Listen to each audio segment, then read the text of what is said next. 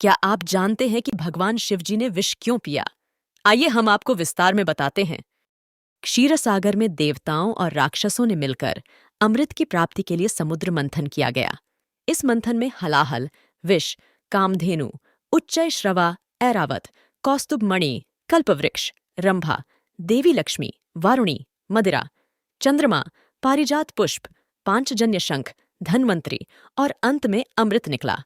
जब मंथन शुरू हुआ तो सबको आखिर उस अमृत की तलाश थी जिसे पाने के लिए देवता और दानवों में होड़ मची हुई थी।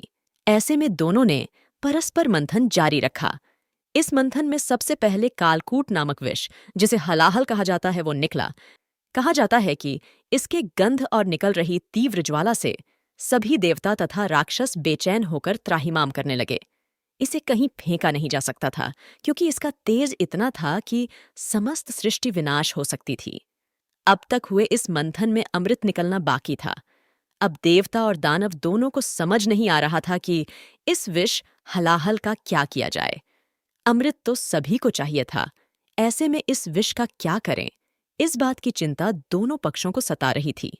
जब देवता और दानवों को कोई उपाय नजर नहीं आया तो सभी मिलकर देवों के देव महादेव के पास सहायता मांगने पहुंच गए। उन्होंने महादेव से कहा, महादेव, अब आप ही हम लोगों का कल्याण कर सकते हैं और इस मंथन से निकले विष का क्या उपाय किया जाए, इसे लेकर याचना करने लगे।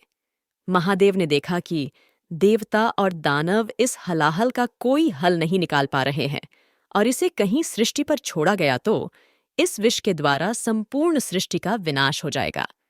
इसे ना तो किसी राक्षस में इतनी क्षमता थी और ना ही देवों में इसे ग्रहण करने की ताकत। तब स्वयं देवों के देव महादेव ने ही इस हलाहल विष को पीने का बीड़ा उठाया। इसके पश्चात महादेव ने उस विष का प्याला लिया तथा एक पल में ही संपूर्ण विष को मंद मंद मुस्काते हुए अपने कंठ में उतार लिया। कंठ तक आते आते भगवान महादेव का कंठ नीला पड़ने लगा। इसे देख माता पार्वती ने महादेव के कंठ पर फौरन हाथ रख दिया और उस विष को नीचे उतरने से रोक लिया, जिसकी वजह से वह विष महादेव के कंठ में ही स्थिर यानी रुक गया। इस विष का प्रभाव इतना ज्यादा था कि महादेव का कंठ नीला हो गया। तब से महादेव को नीलकंठ महादेव के नाम से पुकारा जाने लगा, अर्थात जिसका गला नीले रंग का हो। इसे देवताओं, असुरों और मनुष्यों सभी के लिए शिव के उद्धार कार्य के रूप में याद किया जाता है। इसीलिए तो महादेव को तीनों लोक का स्वामी कहा गया है।